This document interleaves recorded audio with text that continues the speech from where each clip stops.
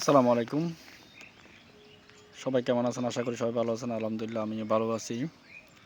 সকাল সকাল একটা ভিডিও করতেছি, সেটা হচ্ছে আমাদের বাংলাদেশের মানুষের একটা কমন ডায়লগ হচ্ছে, আমি কোনো কিছু করতে গেলে আসলে মানুষ কী ভাববে।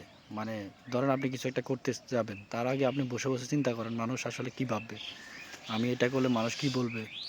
হ্যাঁ, এটা নিয়ে আমরা অনেক চিন্তিত আসলে সবাই।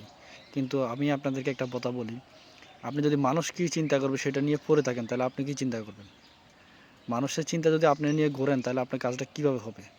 মানুষকে মানুষের চিন্তা করতে দেন। মানুষ কী বলবে না বলবে সেটা মানুষকে চিন্তা করতে দেন। আপনার চিন্তা করার দরকার নেই। আপনি আপনার কাজটা করেন। কাজের মাধ্যমে মানুষ তখন আপনাকে আপনার আপনার যে কাজটার মাধ্যমেই আপনি মানুষকে জবাব দিয়ে দিবেন।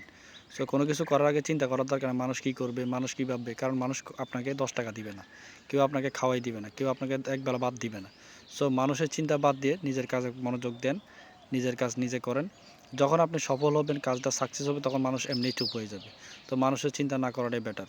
তো সবাই ভালো থাকবেন। আল্লাহ হাফেজ।